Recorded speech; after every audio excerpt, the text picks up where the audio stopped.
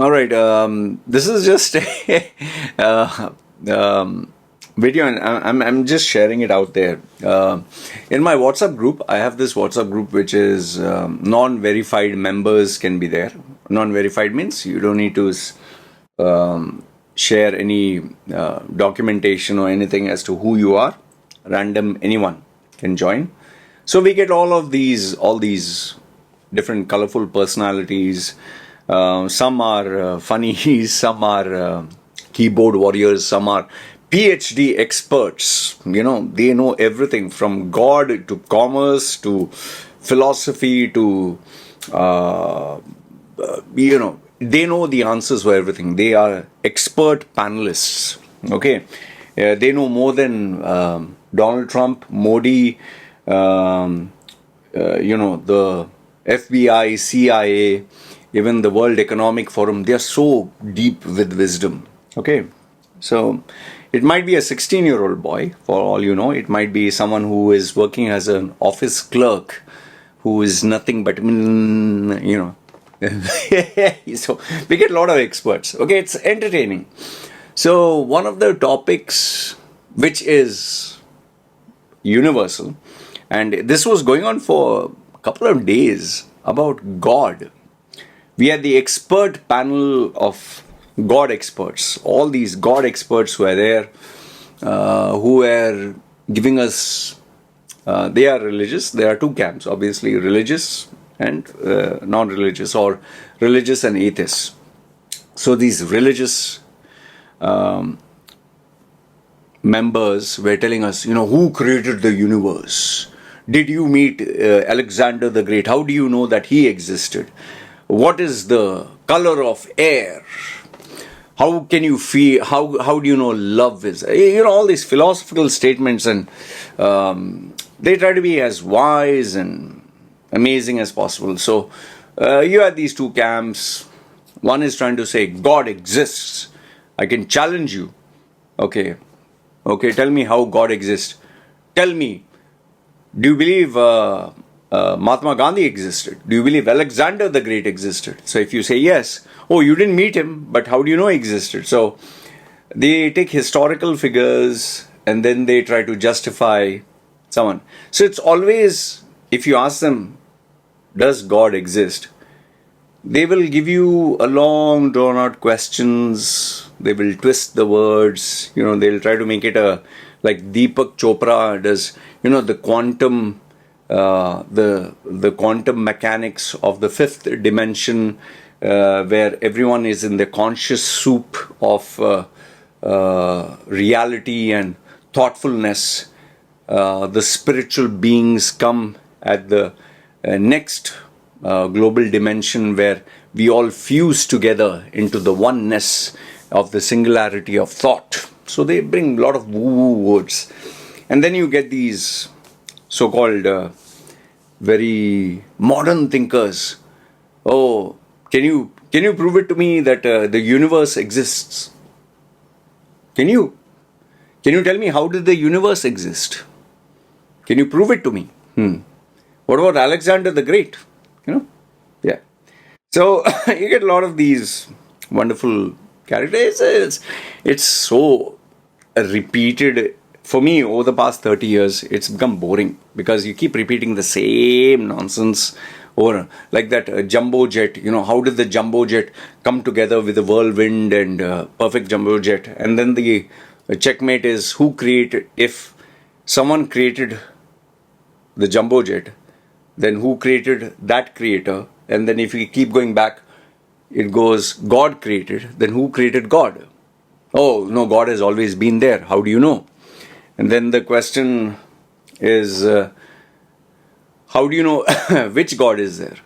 Zakir Naik believes there is his God. In chapter 14, Surah 4, verse 32, line 436, Allah Ta'ala said to Prophet, peace be upon him, brother, if I answer your question, will you convert? And then you have Sadhguru, who believes in Lord Ganesha and Lord Shiva, and he takes this cobra and he holds a tail, and he believed in his Sanskrit, what do you say, Ayurvedic, this thing, but he had to go to a modern scientific hospital to get operated. He believes in we eat another soul and we become that soul. So, play around with words. In fact, I like Osho, if you actually ask me. So anyway, I had a Christian apologist who was part of our group, and he believes only Christian God is real. He doesn't believe Lord Shiva, Lord Ganesha, Allah, Zeus, Amun-Ra, Thor. None of these gods are real. Only Christian God is real. And when I asked him, can you prove it to me that, this God is real? Yeah. And he sent me a screenshot of some of 700,000 days ago. It seems James, Peter, Andrew, Bartholomew, Thomas, Philip, Matthew, Nathaniel, James, Simon, all Christian names, huh? Judas, Matthias, John, Paul, Mark, Luke, Jude. And they actually met God at 45 AD. So 700,000 days ago, 700,000, that's nearly 2,000 years ago, they actually met God. So he believes his God is real. Only Christian names for a Christian God. But he doesn't believe in a Hindu God. He doesn't believe in a Muslim God. Only his God is real. 2,999 other gods are not real. Okay. So then finally, I told him, you're right. Correct. Your God is real. All Hindu gods are fake. Okay? Your God is real. Actually, to tell you honestly, I feel that is the best approach to take with these religious apologists if you have to save time. If your time is valuable. If your energy is important. If your creativity, you can channelize. Like, I'll give a simple example. Whenever I get a client, my wife tells me it's because of Buddha. Because she prayed to Buddha, I got a client. Nothing got to do with me, my work or nothing.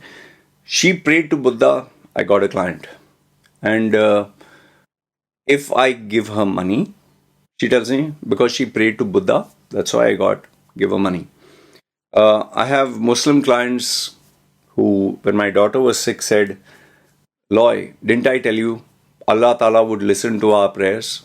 Me and my wife prayed for your daughter. So my daughter got well because he prayed to Allah Ta'ala, And he knows. I openly talk about this. He's pretty open-minded about me expressing my views. So I'm not saying he's wrong. He's right for him. My wife is right for her. And then I have my relatives on Facebook, old relatives who tell me they prayed to Mother Mary. One other one prayed to the Holy Spirit every 3 hours. They lit a candle. One of my old aunts was telling me that she went to church and she told Jesus about me and my daughter, and Jesus heard her prayers. So for the Christians, the Christian God is real. Hindus, Hindu God is real. Muslim God is real. And whichever religion. So, it's these panel of experts who know for a fact 100% that God is real. How do you reason out with them? How do you debate with them? They will tell you, well, I felt it. Now, how do you challenge that? He felt it, right? You didn't feel it. He felt it. So it's his personal experience, subjective experience. So that is why, whenever I have these wonderful individuals who are experts in God, the best answer to give them is, you're right, Baba. You are 100% right. And there was a character, when I asked him, he was preaching, oh my goodness, that guy, his name, he has put his name as ZZZ, the last alphabet. And apparently he was lecturing people for 3 days on God existing, universe, all the mighty. I just asked him a simple question, what's your name? He said, my name is ZZZ. I said, okay. You don't want to tell us your name. How old are you? No, that's confidential. That's private. Okay. So we don't know whether we are talking to a 16-year-old. We don't know if we are talking to an office clerk. We don't know if you're talking to a boy who's sitting with his, mummy's bedroom with their daddy's Wi-Fi. But he's an expert panelist on God. He knows God. He has 100% sure he has met God, and he was preaching to all of us. So, and he believed in God so much that he didn't feel it necessary. He felt afraid to reveal even his age, even his name. But he knows God exists. And eventually, when when he got cornered, he said, I'll leave this group because we put pressure on him to tell us God exists. And finally, after going back and forth, when everyone put pressure, he left the group. Anyway, that is going sidetrack. I just used it as entertainment to kill some time because I was drinking my coffee espresso. So why am I sharing this with you? It's not to gloat over the other members because I have a YouTube channel that I can bash up other people, and but rather what I've realized now over these past years, now I'm 47, nearly going to be 50, is when you're talking to someone who believes in a God now, just tell me, yeah, Baba, you're right. God, 100%. Your God, your religion, 100%. Rest, 2,999 gods are all fake. Only your God is real. Okay? And then they feel very happy. Like this particular chap in this group. Well, Loy, it was good talking to you, Loy. You're always welcome to ask me anything about what I believe. What an honor. What an honor. By a Christian apologist. He first didn't believe in God, but now he believes in Christian God. Christian. Not Hindu, not Muslim. Christian. That's life. So, next time someone tells you his God is real, I'll tell you the best thing to do. Best thing, say, you're right. Correct. 100%. Your God is real. Okay? Chal. Thank you. Ramna. Oh boy. What else to say? Anyway, you let me know your thoughts. This was a small little entertaining rant, which I had to get out. Every person is an expert in their God, if they know for a fact. So, best, just say, yes, you're right. Discussion is over. Alright? Good, bad, ugly, let me know your thoughts. But here's one small thing before I conclude. Whenever I've asked them, okay, God exists, right? Yeah. Can you show me evidence? Video evidence. Just show me any evidence. You'll never get a straightforward answer. Never. You'll get wordplay, you'll get side questions, you'll get twisted analogies. By the way, who created the universe? Boss, show me the evidence. You know God exists, right? You're 100% sure. Show me the evidence. You'll never get the evidence. That much I can assure you. No matter how smart the person is, PhD, Ben Shapiro, no matter who it is, when it comes to God delusion, it never ceases to amaze me how human beings play around just to prove that something exists. Tooth fairies, aliens, Zeus, Amun-Ra, Thor, Thanos, tooth fairies, they don't exist. God does. Okay? Alright.